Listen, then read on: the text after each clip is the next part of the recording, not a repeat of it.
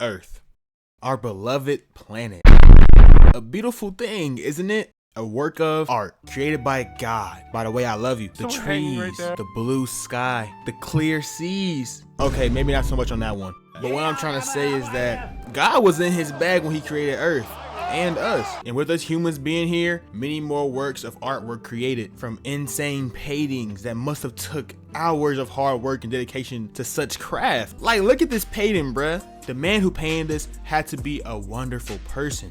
It's so beautiful. Surely they lit up the world with their impressive work. Oh shit, never mind! Musicians, filmmakers, animators, even most professional athletes, unless they suck cheeks hard as hell. These works, their works, are works of art. These people are artists in their own right. And what would the world be without their contributions? I don't even know. I don't even got an answer to that. I just need an intro. We ain't talking about good art and good stuff today. We talking about people or things that used to be like that. Used to be fantastic, world bending, iconic, but are now just not as good. Or in other cases, just plain ass and leave you with a side of pee-pee and diarrhea. That might sound childish, but I'm being serious, bruh. Some of these topics here in this video are actually in the dirt right now, and we're gonna talk about it. What is the art of falling off? If you don't sub, nigga, you gon' fall off. I'm playing. I pray all y'all make it. We trying to hit 10K. Sub to the channel. I promise it's worthwhile. On to the video. I don't express it often, but I'm a huge fan of TV and film. There's truly nothing like a really good show or movie. Here's some of my favorites for reference. I don't care what kind of form it's in.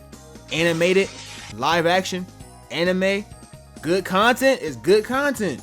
As you can clearly tell by the theme of this channel, I mess with superheroes a lot. There's many great superhero movies and shows out right now. But once upon a time, there was only one company actually capable of making good superhero movies.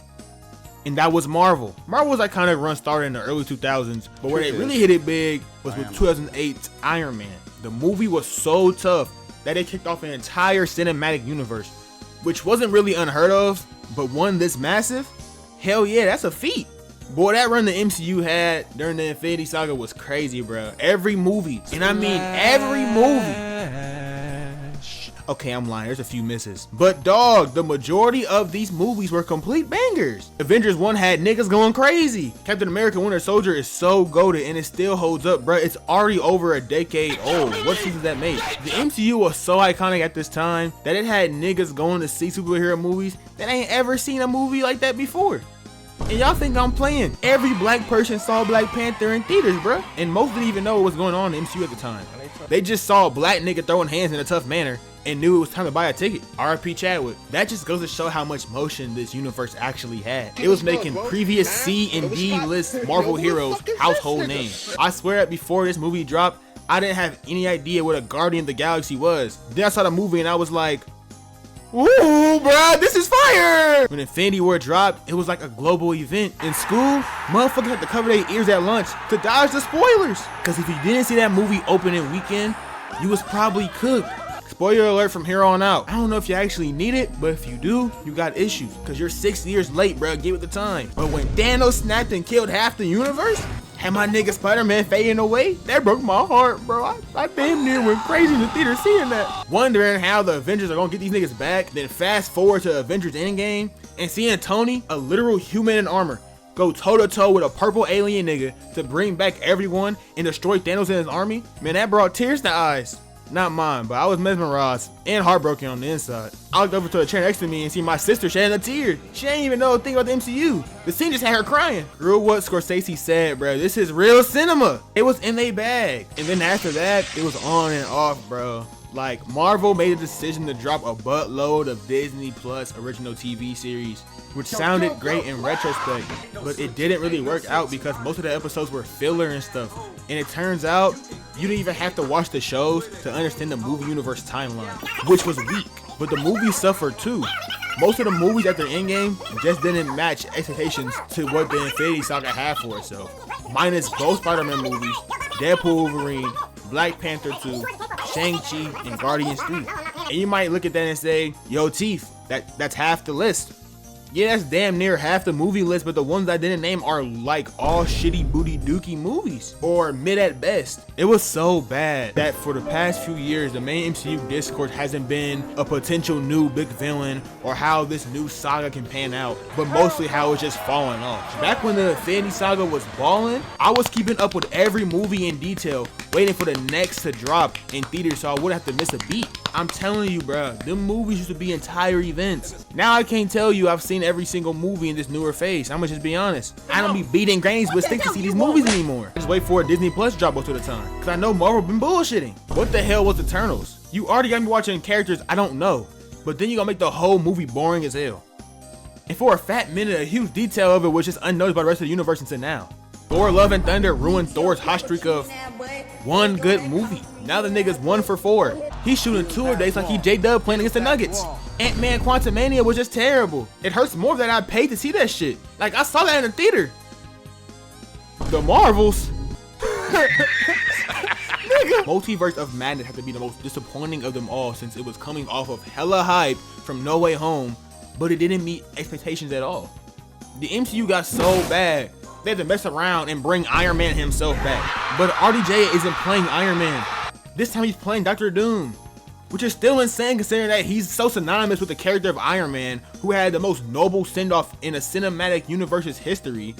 But whatever, nigga, Disney won RDJ back, and RDJ being back is bank. Kang would have been so goated, but them allegations cooked his career.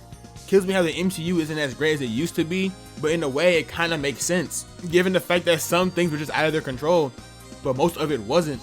There's no excuse for dropping ass to booty movies over and over, but we can see a resurgence with Thunderbolts. It's the most recent drop, and as of this recording, it's doing really well. I don't know how to do this transition, but Paul George also fell off. Once, Paul George was a name, one of the most silky smooth players in the league. He was your favorite player's favorite player, skillful yet athletic, capable of doing anything on the court. Until the playoffs came. I ain't met playoff P yet. Where he choked and started becoming an ass out of nowhere. Getting cooked by a rookie Donovan Mitchell and Rudy Gobert, of all people. Getting game-winning series, inning shots hit on him from deep. I care what anybody says, that's a bad shot. Hitting the side of the backboard on accident or on purpose, I don't care. Either way, how do you do that? Yeah, guys, this nigga will fall off every year. I'll give him credit. He was the only guy in the East to give Miami's Big Three a run for their money. And his 2021 postseason run was really good for him. But now, PG sucks. I've said this before, man. Celtics Shaq, Nets Kevin Garnett, Philadelphia Paul George. Just look at his stat lines and you will see what I'm talking about. Now, falling off in sports is kind of different than falling off in other fields. A fall off in sports can be caused by a number of things. Bad teams, mental complications, injury bugs, or most famously, just father time. Them last two got the best of PG, and to be fair, that's okay. Sometimes in life, your time is just up. And as for Paul George's NBA career, man, pack it up, it's time to retire, old man! I miss you, but this is Halliburton's league now. This is Anthony Edwards' league now. Skedaddle!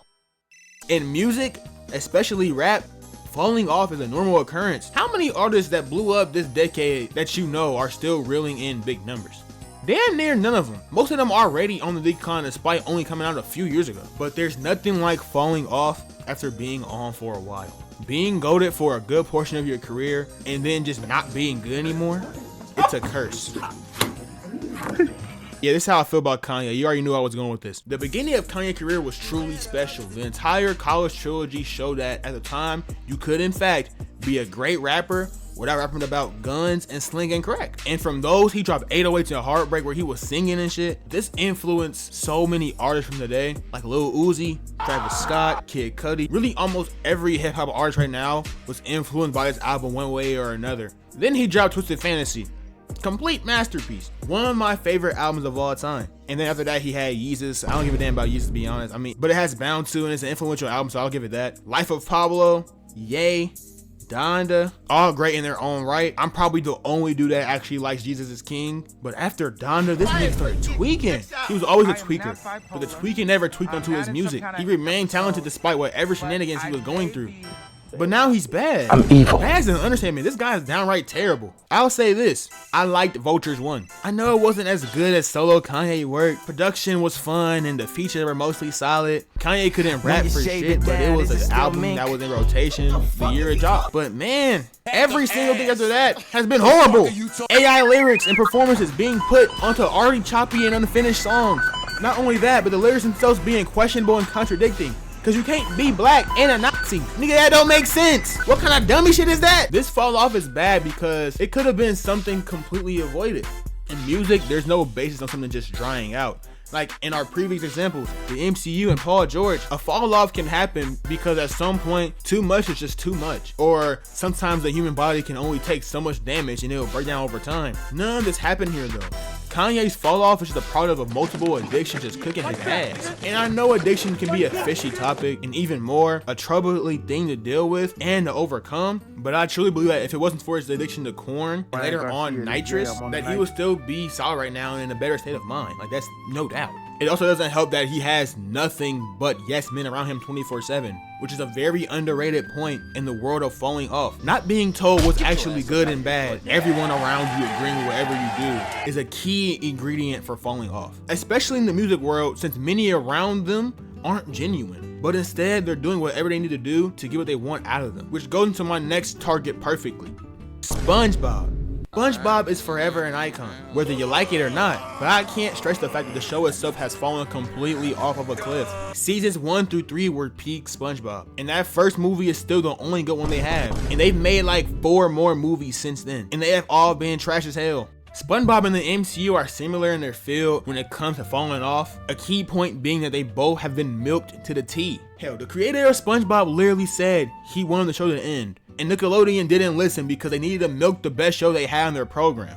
Low-key, it's really Avatar: The Last Airbender, but thank God they did not milk that show, bro. The show is perfect as it is. The MCU has been milked too, but the case for them is arguable since there's so much source material to work with that they're able to continue the universe with realistic chances of not repeating same old patterns, bringing in fresh new ideas, and building a bigger world within the continuity. SpongeBob can't do that. In order to do stuff like that, in order to successfully milk something, it has to have plot. I can't stress this enough. I hate when shows are ongoing just because they were mad popular at some point. SpongeBob, cancel yourself. You fell off. Family Guy, you too. Simpsons, you been fell off. Why are you still around? And don't get me wrong, I like SpongeBob just as much as the next intellectual mind. But dude, stop jacking his nipples, man. This nigga should have been in retirement a long time ago. I don't know how to explain this because SpongeBob is more of a sitcom type of show. Like there's no linear plot, probably not even a true continuity within that universe. Stuff just happens in each episode, resolved by the end of the episode, then never picked up again. But in older seasons, they mastered that formula. The older episodes were just better. There's a reason that every SpongeBob meme you see is ripped or refers to an older season. This new SpongeBob ain't even on none. Like, it's like SpongeBob is a shell of SpongeBob. Falling off is an art in itself. There's so many different ways it be happening. Repetitiveness, lack of being locked in, getting hurt physically, mentally, or emotionally. Sometimes, time is just up. Nothing stays in its prime forever. Every great thing has an end. That goes for everyone except for LeBron. Hey! Come on, man! That's too easy!